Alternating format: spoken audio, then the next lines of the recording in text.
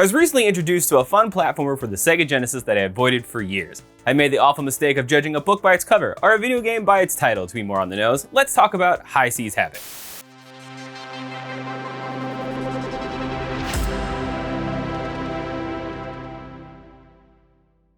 High Seas Havoc was developed and released by Data East at the beginning of 1994, during the height of the anthropomorphic animal hero in your video game phase. In Japan, it was actually released under the title Captain Lang and had way better box art, in my opinion. UK release published by Codemasters had it the worst though. They shortened the title to Havoc and put a Jolly Roger on the cover. Based on seeing the name in ROM lists or release lists alone for years, I thought this game was a naval combat or pirate game, like Pirates, also on the Sega Genesis. I can't imagine how confusing it was in the UK. At least some parts of Europe got the same box art as the US version. So yes, High Seas Havoc is in fact not some pirate game, a naval combat sim, or anything in between. You play as the Seal Havoc or Captain Lang in Japan, and you'll be running, jumping, and stomping on enemies through platforming levels. It technically follows a story about a gem called the Emeralda that has the power to raise entire armies, and an evil pirate named Bernardo looking for it. Havoc discovers someone washed up on a beach named Bridget who holds the map to find this gem, and of course, both they and your sidekick Tide get kidnapped. There's nothing wrong with the story in the intro, but since there's no in-game story, you play a level, fight a boss, and repeat until the end, it seems a little overkill. Who even is Tide? Why did we get introduced to this adorable little baby Havoc in a diaper? Honestly, boiling it down to good pirate versus bad pirate would have probably been fine. Now, High Seas Havoc has on more than one occasion been called a Sonic clone, and while Data East certainly didn't hide their influences, it isn't like High Seas Havoc pulls all of its gameplay and aesthetics solely from the Sonic the Hedgehog series. Havoc is indeed blue, well, purple really, with tan on his face, but at least for once they didn't choose another small mammal or rodent. Havoc does move at a swift pace as well, and you have a boots pickup to make you move faster, but it's obviously kind of shoehorned in there, and the power-up feels completely unneeded.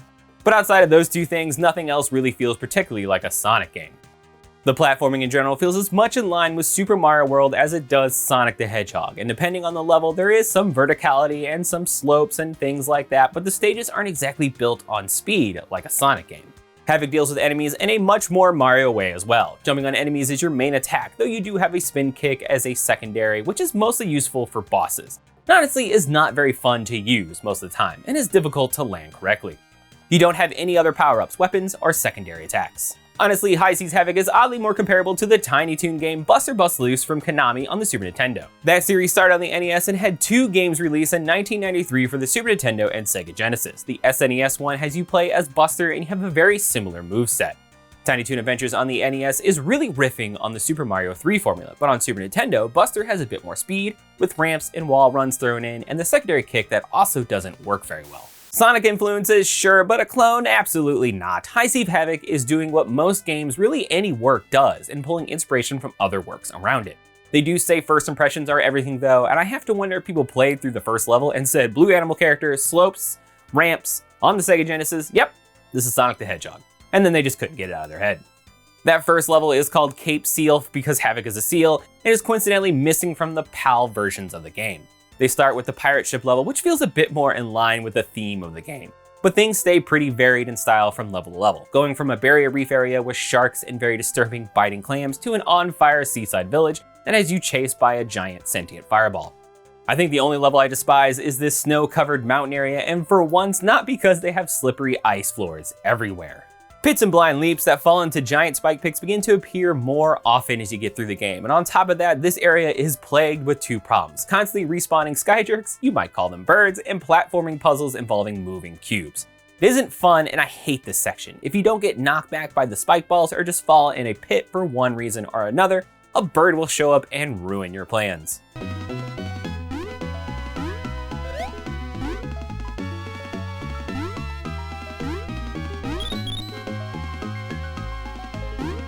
Level design is a mixed bag overall though. I struggled on several occasions with obstacles, enemy placement, and path choice, which is extra frustrating when it turns out the level is super short.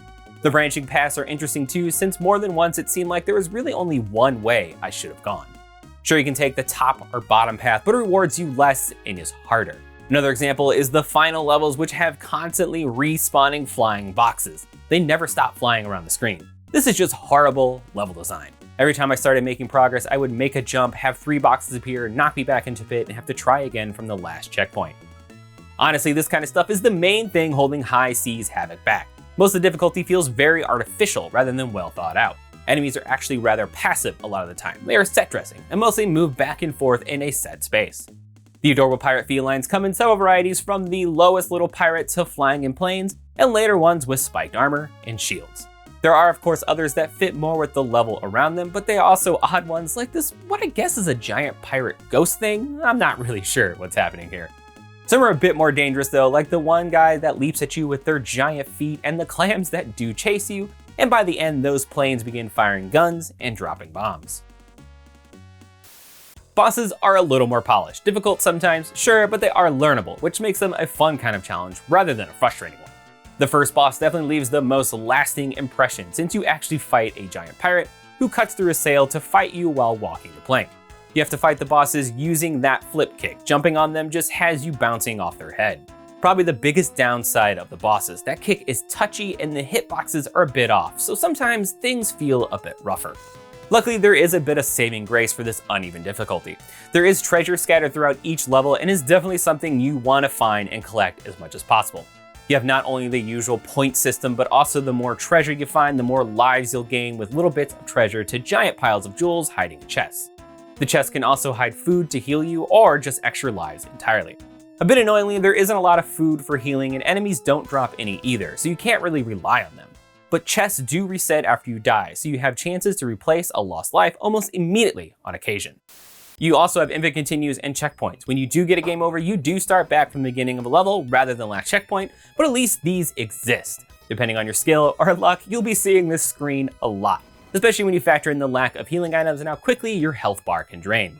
They probably should have made that just set points of damage, because you can rarely take more than a few hits anyway. High Seas Havoc is at least a well-polished game in terms of general design. I can't really think of any knocks against it in that department, and is one of the main reasons I kept coming back for more. All the sprite work is really well put together, and I love the look of not only the protagonist, but also all the enemies and bosses. They have a nice level of detail.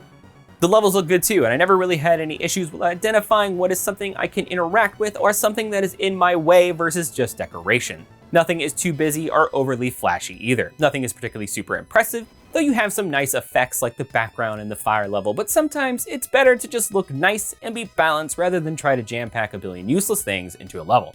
Plus, like I said before, everything is very nicely, so it never really gets tiring. The music in High Seas Havoc really shines as well. It may not be my favorite melody or instrumentation choice, but the tracks have a really nice groove, and I am certainly a sucker for some good percussion. Unlike some other games I've talked about lately, I doubt I would buy the soundtrack, but they would certainly find themselves on a playlist, and I would definitely do a little head bop to them. You also have this really adorable option called Orchestra at the title screen, so you can listen to the music whenever you want with this cute little scene.